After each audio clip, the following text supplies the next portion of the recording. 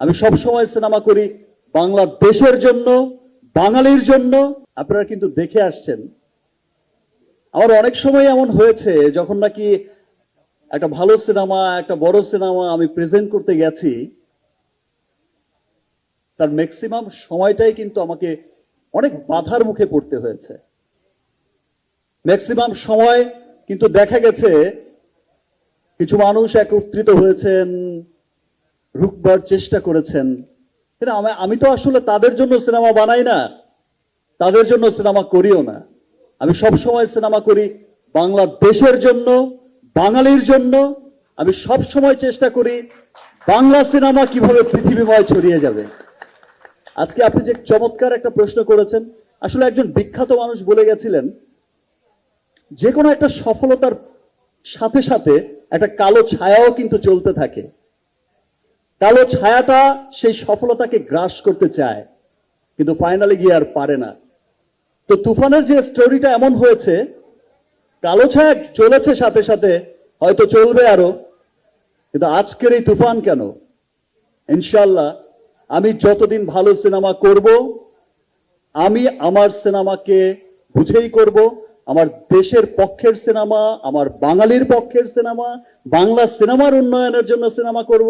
আমি কোনো কালো ছায়ার জন্য সিনেমা করব না। আর সেই ভাইবটা আমি কিন্তু, এবার কোশ্চেনে আসে, অ্যান্সারে আসে, সেই ভাইবটা কিন্তু আপনারা দেখেছেন, আমি একটু আগেও বলেছি, টিজার রিলিজের পর, ট্রেলার রিলিজের পর, this is the first time সেটার রিভিউ করছে বাঙালির বাইরে গিয়ে ইংলিশরা, যেটা রিভিউ করছে আমেরিকানরা, হোয়াইটরা, অস্ট্রেলিয়ান হোয়াইটরা, জার্মান হোয়াইটরা। সো এটা সত্যি একটা গর্বের বিষয়। আমার বিশ্বাস যে দেখেন, আমি তো এই সিনেমা দিয়েই আর আমি বলতে পারি না যে কর্ণাটকের মতো বা তামিলের মতো হাজার কোটির বিজনেস করে নেব, বাট আমি এইটুকু বলতে পারি, সেই ক্লাবে যাওয়ার, সেই বিশ্ব দরবারে যাওয়ার পথ চলাটা যেমন শুরু হয়েছিল গত বছর, এই পথ চলাটায় আমরা অনেক দূরে গিয়েছি। আজকে ইংলিশও আমাদের রিভিউ করছে, বাংলা সিনেমার রিভিউ করছে। ইনশাল্লাহ সামনের বছরে এমনও দিন দেখতে পাবেন, এখনই শুনি জামাইকার খবর, আর নিউ ইয়র্কের খবর, ডাবলিনের খবর, অস্ট্রেলিয়ার খবর এখনই কিন্তু শুনি, আপনারাও শোনেন। ইনশাল্লাহ তুফানে গত বছরের চাইতে বেশি নিউজ শোনা যাবে ইন্টারন্যাশনাল, তার সাথে এন্টায়ার মিডল ইস্টের একটা ভালো নিউজ শোনা যাবে, এবং আগামী বছরগুলোতে এর ধারা অনেক অব্যাহত থাকবে এবং অনেক দূরে এগিয়ে যাবে। থ্যাংক ইউ আমাকে প্রশ্নটা করার জন্য ভাই। আর চঞ্চল ভাইকে নিয়ে, চঞ্চল ভাইয়ের সাথে আমার একটা আলাদা বন্ধুত্ব আছে, যেটা আজকে থেকে নয়।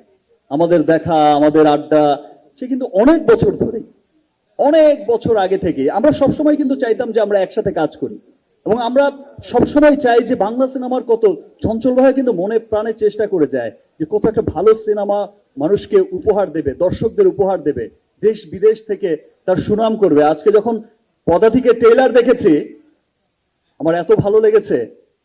আমি কলকাতা শহরে বসেই যখন নাকি চঞ্চল ভাইকে নিয়ে কথা বলছিলাম, মানুষের এত ভালোবাসা দেখেছি, পদাতিকের গল্প শুনেছি, আমার সত্যি চঞ্চল ভাইকে নিয়ে, ইয়েস চঞ্চল ভাই আমারই বন্ধু, আর ব্যাপারটা এমনই ছিল। খুব গর্বের একটা নাম চঞ্চল ভাই। আর চঞ্চল ভাই ব্যাপারটা কিন্তু আমি তো শুরুতেই ধন্যবাদ দিয়েছি, এবং এই যে বোঝা যে আমরা একসাথে কাজ করে, একসাথে কাঁধে কাঁধ মিলিয়েই আমাদের সিনেমাকে এগোতে হবে। রাফি বলল যে এটা অনেক আর্টিস্টই বুঝতে চায় না, সত্যি তাই। থ্যাংক ইউ চঞ্চল ভাই, এগেইন থ্যাংকস, থ্যাংকস। ফাইনালি করো ভাই।